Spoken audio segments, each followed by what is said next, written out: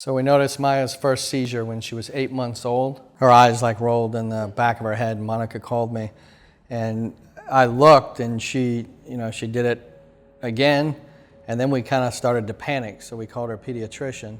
He examined her. He said she looked good. He said you can go home. So we took her back home, and she had like 3 or 4 more immediately. She went in intensive care. They didn't put her on medicine, but they said that hopefully it doesn't happen again. Fast forwarding, she was 14 months old, and she had another seizure. It was a very, very difficult, our first beautiful little girl, and see her doing that. We didn't know what it was. It was just, we felt like hopeless, like we didn't know what to do.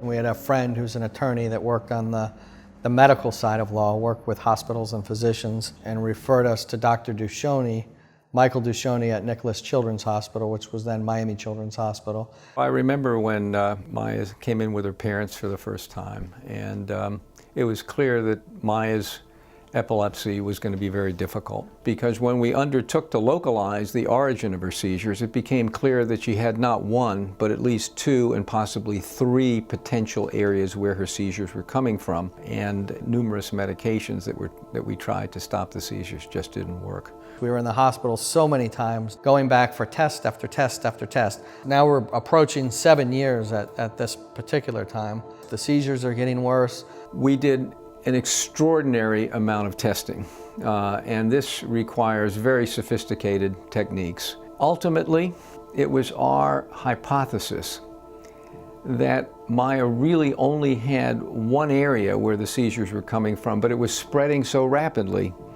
that we were so-called seeing the seizures in different areas, but in fact there was only one source. And the only way to really eliminate her seizures was to operate on the right side of the brain, but in 2 areas, one in the temporal lobe and one in the frontal lobe.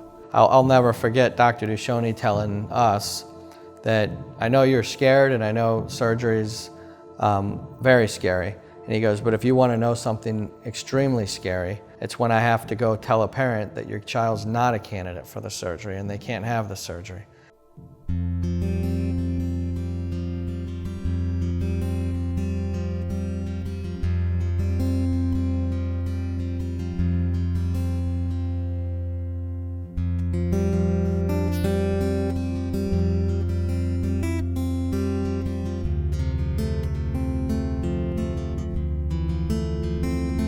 We haven't seen any seizures. She's feeling better. I mean, she even tells us, like, my head doesn't hurt anymore. She just seems happier. Even her teachers noticed her, saying that this year they noticed a huge change in Maya.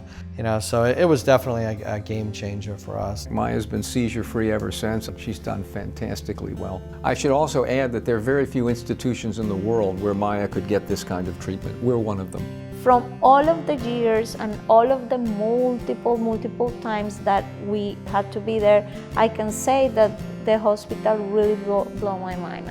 Absolutely. I don't want to call it a great experience because nobody wants to be in that position, but if you have to be in that position, that's definitely where you want to be at Nicklaus Children's. We began our epilepsy surgery program 30 years ago. The research that we do, the cutting-edge clinical care that we deliver is highly dependent on contributions from outside the hospital. We cannot begin to do these things out of operating revenue. And we look forward, I guess, to partnering with donors to help us achieve our goals.